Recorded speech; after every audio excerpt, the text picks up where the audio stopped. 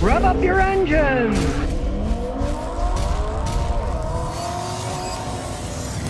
Well, just the other day, European auto stocks started tumbling. It was an average of 3% since Trump says he's going to put a tariff on the European cars. There's a 2.6% decline in people buying passenger cars in Europe at the same time. Hilariously, who's the biggest drop? The biggest drop was Ferrari, which lost 7% in value. Because if they start putting tariffs on Ferraris, guess what? Americans have a lot of money, and they're one of the big segments of Ferrari, so the Ferrari stock's going down. Most people that drive Ferraris are swines. They're road hogs. Jay Leno doesn't have a Ferrari in his collection because he was disgusted with the idea of all these rules that you got to do if you buy one. That's all I got to say. Now, you can't disagree with Trump and these tariffs. To quote Trump, they've really taken advantage of us. They don't accept our cars. They don't accept essentially our farm products. And we accept everything of them. So put a tariff on them, he's saying. Well, you kind of agree. They got tariffs on our stuff. It's not like it doesn't exist. You know? They're trying to say like they're the good guys. Hey, when it comes to business and most of society, things are never just black and white. There's gray all over the place, right? So anybody who thinks, oh, this tariff's a bad thing, they've been putting tariffs on them for ages. Take the Italians. They limit Japanese cars sold in Italy to something like 3% of the cars. That's all they're allowed to sell. So they're putting gigantic tariffs on. So too bad. Slap them back in the face a few times too.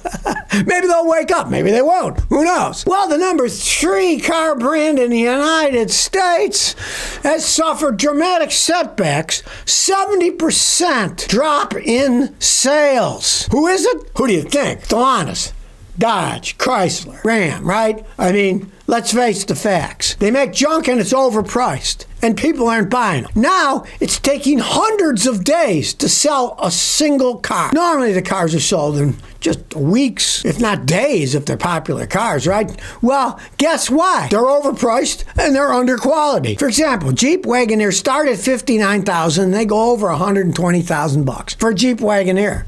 And they have problems breaking down. Both the Grand Cherokee and the Wagoneer. Do a little research. You'll see all the problems that these things are having. Take Stellantis as a whole. Their global profits were $19 billion in 2023. 2024, $5.78 billion. That is a massive drop. You got 3 stooge companies. Fiat, known for failure. Chrysler, known for failure. Peugeot, at least in the United States, known for failure. You put 3 stooges together, you don't get a positive. You know, I mean, negative times negative is a positive, right? But negative times negative times negative in the car business just makes 3 negatives. And now, gee, their CEO left, Carlos Tavares, so he's like, I'm out of here. Hey, they've been in trouble for so long, and now they're trying to, well, look what they did at the Super Bowl. They put ads on for the Jeeps using Harrison Ford, right? Is that going to save them? Of course it's not going to save them. They think spending more money in advertising is going to save overpriced, poorly built vehicles. No, it isn't. They're spending money advertising. That even makes the price of the vehicles go even higher. They think Americans are so stupid that all they care about is what it looks like, not how it works. Well, in the short run, people can be fooled by, oh, that looked really nice, but then when they find out they fall apart, then they try to sell them and the resale value is down the toilet. Guess what? They're not going to buy another one. I'd have a single customer in the last 2 decades that bought a Volkswagen and bought another Volkswagen. They said, I'll never buy another one of these. And Chrysler, Stellantis, Fiat, they're in the same ballpark. They're making junk that's overpriced. And if people get burnt once, most people will wise up. Fool me once, shame on you. Fool me twice, shame on me. They don't want to have shame on themselves, so they're not going to go buy another one. I have so many customers that said, those are the worst cars I ever bought. I'm never going to buy another one. Then they don't buy another one. They can advertise all they want in the world, but you got profits going from $19 billion to $5 billion. That's telling you, people are saying, on your stuff. Tesla's going even further down. Tesla's English and European sales fell by almost half. A little bit less than 50% in January of this year. Now that tells you the glory times for Tesla are definitely ending. They have other choices. A lot of people are ditching the idea of electric cars. The whole idea of electric cars is starting to kind of fade away, and especially expensive electric cars. Hey, I mean, the Chinese, it's been proven they can make $10,000 electric cars.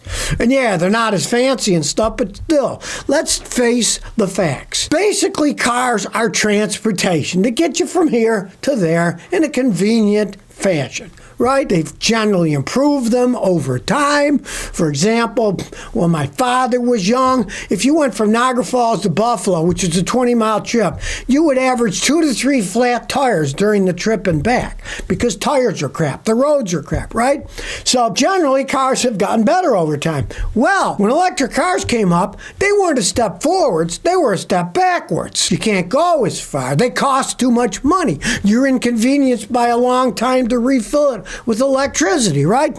They weren't a technological step up, they were actually a social step down. They're not being accepted as if these politicians think people are going to go for this in droves. No, they aren't. They weren't an advantage. The car was a big advantage over the horse. Cars didn't crap on the ground and you clean it up. Cars could go further. They didn't cost that much either.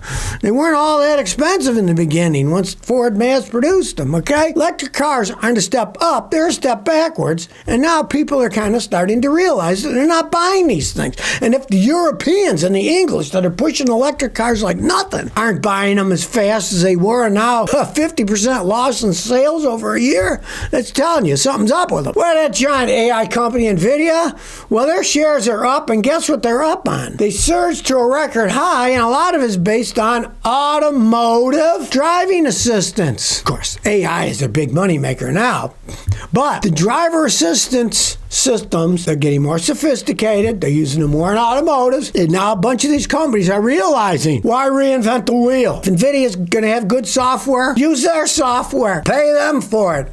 Don't spend billions trying to design the wheel over again when somebody else is doing a good job building the wheel, especially when it comes to software. That makes an awful lot of sense, right? Why should you have 1,000 different companies writing software for the same thing, for things that let you be able to drive safer?